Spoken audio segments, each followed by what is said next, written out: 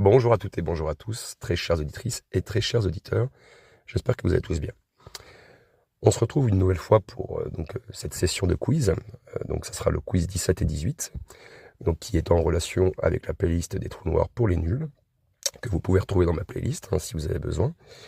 Je vais modifier un peu la façon dont je fais les quiz, les questions-réponses, pour laisser un peu plus de temps aux gens de mettre sur pause et puis après de répondre. Et après, dès qu'ils sont sûrs de leur coup, tac, ils rappuient sur play. Et après, je vous donne les bonnes réponses et je fais les explications. Parce que j'ai remarqué que dans les premiers quiz, du moins dans les premiers épisodes des quiz, je laissais très peu de temps entre le moment où je proposais les questions, ou du moins les différentes possibilités, et le moment où je vous donne la réponse. Donc je vais essayer de prendre en compte tout ça.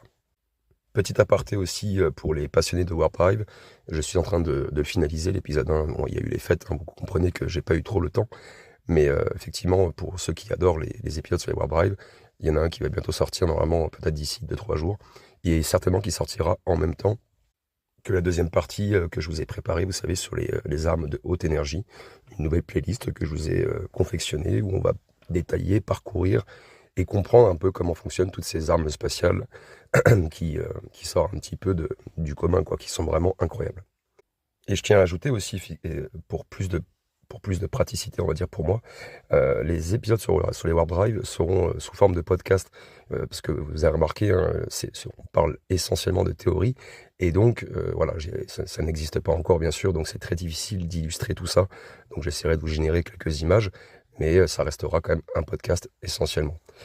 Et après, bien sûr, comme vous le savez, je suis à la bourre partout. Il y a beaucoup d'épisodes qui sont censés normalement compléter les playlists qui ne sont pas finalisées.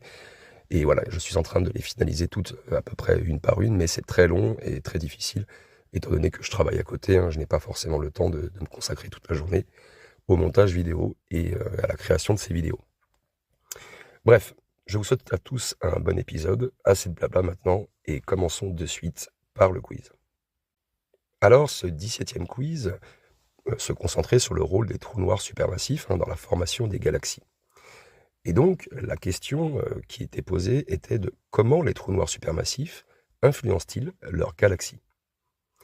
Alors, vous aviez donc plusieurs possibilités. La première, c'était en émettant des ondes sonores qui stabilisent la galaxie. Deuxième possibilité, en repoussant la matière pour éviter la formation d'étoiles. Troisième possibilité, en produisant des jets qui affectent la formation des étoiles. Et quatrième et dernière possibilité, en absorbant toute la lumière de la galaxie. Allez, je vous laisse quelques secondes pour réfléchir. Et on passe à la réponse dans quelques secondes. Bien. Alors, concernant donc les options de réponse et les résultats par rapport aux participants, concernant la première possibilité, vous étiez quand même 7% à y répondre, en répondant donc en émettant des ondes sonores qui stabilisent la galaxie. Vous étiez 5% à répondre à la deuxième possibilité, 66% pour la troisième possibilité et 22% pour la quatrième. Alors la bonne réponse, bien sûr, c'est en produisant des jets qui affectent la formation des étoiles, donc c'est la troisième possibilité, et vous étiez donc 66% à y répondre. Donc les trous noirs supermassifs, on va faire une petite explication, bien que confinés au centre des galaxies, ils ont quand même un impact massif finalement sur leur structure et leur évolution. Il y a plusieurs mécanismes clés qu'il faut expliquer et qui, je pense, ça vous permettra d'avoir une meilleure compréhension de leur influence, si vous préférez. Déjà, la production des jets relativistes. Ces jets sont produits lorsque le gaz et la matière tombent dans le disque d'accrétion autour du trou noir. Donc il y a une partie de cette matière, au lieu d'être absorbée, elle est éjectée en fait à des vitesses proches de celles de la lumière à partir des pôles du trou noir. Après, bien sûr, vous avez des effets sur la galaxie, comme par exemple le chauffage du gaz environnant. Les jets, en fait, ils augmentent la température du gaz interstellaire et ça empêche ce dernier de se refroidir et de s'effondrer gravitationnellement pour former de nouvelles étoiles. Vous avez aussi les vents galactiques. Ils redistribuent le gaz et la poussière et ils déplacent parfois ce matériau en dehors de la galaxie. Et bien sûr, vous avez un équilibre dans la formation stellaire, puisque en limitant la quantité de gaz disponible, les jets, ils régulent le taux de formation des étoiles, et donc ça empêche une croissance incontrôlée de la galaxie. Deuxième point important, c'est le phénomène de rétroaction AGN. Alors ne vous inquiétez pas, AGN, ça signifie noyau actif de galaxies. En gros, les trous noirs supermassifs au centre des galaxies qui sont actives, elles déclenchent un processus de rétroaction. Du coup, cela signifie qu'ils influencent directement leur environnement en injectant énergie et matière. Et donc cette rétroaction, elle peut ralentir ou même stopper la formation d'étoiles. Et donc, vous voyez, ça modifie ainsi la structure et l'évolution de la galaxie. Alors vous avez donc été 7% à répondre à la première possibilité en émettant des ondes sonores qui stabilisent la galaxie. Alors c'est incorrect, bien que les vagues de pression dans le gaz autour d'un trou noir puissent produire des sons. Alors c'est vraiment à des fréquences extrêmement basses. Ces ondes, elles ne stabilisent pas directement la galaxie. Et elles n'ont aucun effet limité et localisé dans les amas de gaz proches, à proximité. Vous avez été 5% à répondre en repoussant la matière pour éviter la formation d'étoiles. Alors c'est imprécis. Les jets, en fait, ils ne repoussent pas directement la matière de manière ciblée pour empêcher la formation d'étoiles. C'est plutôt leur effet qui est plus global, en fait, si vous préférez. En fait, il va chauffer et perturber le gaz, et donc ça rend difficile l'effondrement nécessaire pour former des étoiles. Et cette nuance, selon moi, est importante. Et vous avez été 22% à répondre, donc la troisième possibilité, en absorbant toute la lumière de la galaxie. Alors c'est faux, les trous noirs supermassifs n'absorbent pas toute la lumière d'une galaxie. Ils capturent bien sûr la matière et la lumière à proximité immédiate de leur environnement, des événements, mais une galaxie entière est bien trop vaste pour que le trou noir central absorbe toute sa lumière. C'est juste pas possible, quoi. Ou du moins, on n'a pas encore vu qu'un trou noir était aussi grand qu'une galaxie, mais bon, on n'appellerait pas ça une galaxie, je suppose. Alors analysons un peu les stats par rapport aux bonnes et aux mauvaises réponses. Donc vous étiez 66% à bien répondre, donc ça montre quand même que vous êtes une grande majorité à comprendre le rôle clé des géorelativistes dans la régulation de la formation des étoiles, et c'est plutôt positif. Vous étiez 22% qui pensaient donc que vous pensiez en fait que les trous noirs absorbaient toute la lumière. Alors c'est une confusion qui est compréhensible parce que les trous noirs sont souvent associés à leur capacité, si vous préférez, à aspirer tout ce qui se passe à proximité. Mais bon, leur influence, elle s'étend bien au-delà de l'absorption directe. Et pour ceux qui ont répondu, donc les 7% et les 5% pour les autres réponses, alors c'est des réponses moins populaires, je peux le comprendre, et ça montre on va dire, une compréhension partielle ou des idées vraiment basées sur des concepts un peu marginaux, si vous préférez, comme les ondes sonores par exemple. Et voilà, ça nécessite quand même une clarification scientifique, ou du moins un peu plus pédagogique et détaillée, quoi. Donc ce quiz, quand même, vous voyez, il met un petit peu en lumière l'influence profonde des trous noirs supermassifs, non seulement comme, entre guillemets, dévoreurs de matière, mais aussi comme régulateurs de la dynamique galactique. Et donc le phénomène de rétroaction AGN, il illustre comment les forces extrêmes générées par ces objets peuvent modeler l'évolution des galaxies sur des milliards d'années, bien sûr. Et voilà, n'hésitez pas, vraiment, si vous avez besoin de plus de précision, les commentaires sont faits pour ça. Vous pouvez poser autant de questions que vous voulez. Peut-être que des fois, je mets 1 ou 2 jours, ou peut-être même plus, à vous répondre. Mais n'hésitez pas, et je prendrai le temps à chacun de vous répondre. D'ailleurs, je vous l'ai pas signifié, mais vous étiez à peu près 1000 personnes à répondre à ce quiz. Voilà.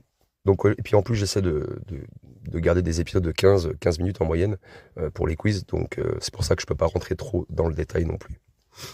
Après, bien sûr, si vous avez vraiment, si vous voyez que vous êtes à côté de la plaque, vous retournez sur les épisodes que je vous ai créés. Voilà, vous avez une version playlist pour les un peu experts et une version playlist pour les nuls concernant les trous noirs. Allez, passons donc au 18e quiz, donc sur les modèles de coévolution. Vous allez voir, c'est une question aussi qui est très intéressante. Qu'est-ce que le modèle de coévolution entre un trou noir et sa galaxie?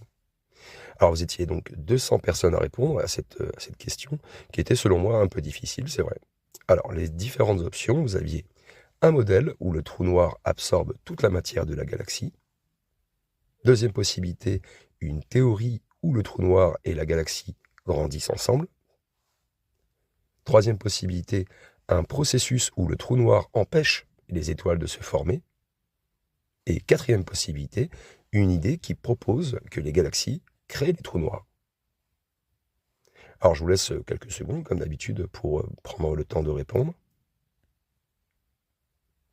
Et donc, vous étiez 8% à répondre la première possibilité. 79% pour la deuxième possibilité, 4% pour la troisième et 10% pour la quatrième. Donc là, on voit, vous voyez, hein, c'est on voit qu'il y a eu un peu d'hésitation dans les réponses.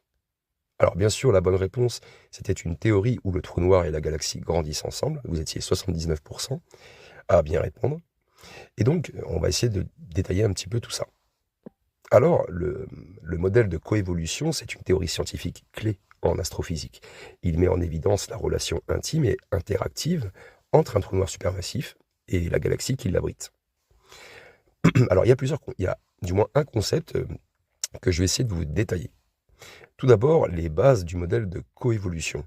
Alors, on appelle ça, un peu plus précisément, la relation réciproque, c'est-à-dire que le trou noir et la galaxie ne se développent pas indépendamment l'un de l'autre. Leur croissance, en fait, est étroitement liée. En fait, le trou noir, il influence la galaxie. Donc, en produisant des jets relativistes et des vents galactiques, eh bien, il va ralentir ou réguler la formation d'étoiles en chauffant ou en dispersant le gaz interstellaire. Ensuite, la galaxie, elle influence le trou noir aussi, puisque la matière et le gaz présents dans la galaxie nourrissent le trou noir et donc augmentent de facto sa masse. Alors après, forcément, vous avez un équilibre dans la croissance. Ce modèle, il suggère qu'un équilibre en fait va se former, où le trou noir limite sa propre croissance, ainsi que celle de la galaxie, par des mécanismes de rétroaction, comme je vous l'expliquais précédemment. Deuxième point important, c'est l'observation qui soutient cette théorie. On a la relation masse du trou noir-galaxie.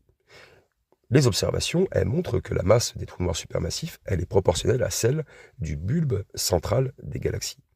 Et cette corrélation est une preuve forte d'une croissance conjointe.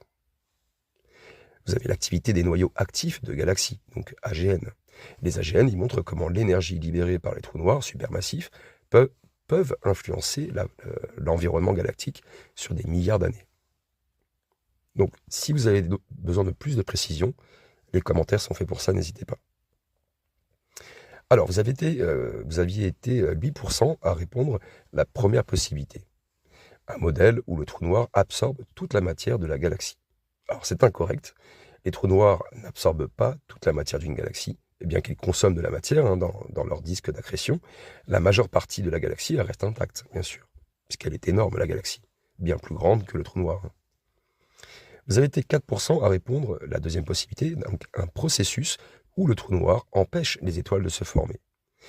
Et c'était un piège, très chères auditrices et très chers auditeurs. C'est partiellement vrai, mais imprécis. Là, j'avoue, je vous ai un petit peu, j'ai un peu titillé. En fait, les trous noirs, bien sûr, ils peuvent inhiber la formation d'étoiles en chauffant ou en dispersant le gaz. Cependant, leur influence, elle est beaucoup plus complexe et elle ne se limite pas uniquement à empêcher la formation d'étoiles, bien sûr.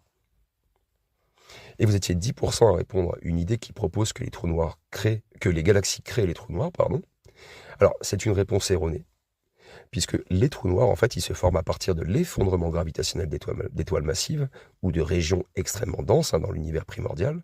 Et donc, les galaxies, en fait, elles ne créent pas directement les trous noirs, bien qu'elles puissent nourrir leur croissance après leur formation. En fait, c'est les étoiles voilà, vous avez compris l'idée. Analysons un peu les statistiques. Alors, donc bien sûr, 79% ont choisi la bonne réponse, et donc ça montre effectivement que vous avez bien compris le modèle, le concept de coévolution. Et ça montre une bonne assimilation des bases scientifiques de cette relation. Les 10% qui ont pensé que les galaxies en fait créent des trous noirs, c'est une confusion qui montre que certaines auditrices ou certains auditeurs pourraient mélanger en fait les processus de formation initiale des trous noirs et leur croissance dans une galaxie. Et je vous invite donc à revoir les épisodes dans les playlists pour mieux comprendre. Et donc vous étiez aussi enfin 8% qui pensaient que le trou noir absorbe toute la matière. Et cette idée, elle est probablement influencée par la vision populaire des trous noirs comme des aspirateurs cosmiques. Voilà. Alors vous voyez, c'est cool, ça, parce que ce quiz, il met en lumière quand même la relation fascinante entre les trous noirs supermassifs et leurs galaxies hautes. Le modèle de coévolution, il est essentiel pour comprendre l'évolution des structures cosmiques à grande échelle, et ça explique pourquoi les galaxies et leurs trous noirs sont si profondément liés dans leur développement. Et moi, ce que j'apprécie énormément dans les épisodes que je vous ai créés pour les quiz, enfin les quiz pour les nuls, mais on va dire les quiz un peu pour la playlist des trous noirs pour les nuls, et ben, vous comprenez maintenant que petit à petit, plus on avance dans les quiz, et plus vous avez une vision d'ensemble maintenant de notre univers qui commence un peu, je pense, je suppose, vous commencez un peu à l'apercevoir, vous appréciez un peu mieux, vous comprenez un peu mieux de quoi on parle, et ça permet réellement eh bien d'élargir votre imagination et votre compréhension. Et du coup, quand on vous parle maintenant de coévolution, de trous noirs, de disques d'accrétion, d'horizon des événements, bah tac, vous avez tout de suite une idée précise de ce que c'est. C'est ça que j'apprécie dans cette façon de créer ces épisodes. Voilà. Bref, si vous avez apprécié cet épisode, n'hésitez pas à me le dire dans les commentaires. Un petit pouce vers le haut, un commentaire, partagez. Hein, franchement, moi, ça me fait extrêmement plaisir. La petite annonce que je voulais vous annoncer en début d'épisode, cela concernait donc en fait le prochain jeu que je vais mettre en place. Je vous avais dit que j'étais dans la construction d'une deuxième partie de playlist pour les trous noirs et que j'allais donc commencer à faire des quiz, et vous avez bien vu qu'après j'ai arrêté, et donc je vais m'y remettre, ne vous inquiétez pas, le prochain jeu va bientôt arriver. Et d'ailleurs, pour la petite info, hein, je me rappelle plus si je vous l'avais dit dans les épisodes précédents, mais les deux auditeurs qui ont gagné n'ont pas accepté le cadeau, ils ont préféré l'offrir à d'autres auditeurs, et donc moi j'ai contacté deux autres auditeurs au hasard, et je les ai offerts. Donc voilà, comme ça au moins il n'y a pas de problème, et puis ils ont reçu aussi le petit cadeau de ma part. Voilà. Donc ne vous inquiétez pas, le prochain jeu arrive, et j'espère que vous serez très nombreux à y participer. Prenez tous soin de vous, et à très bientôt.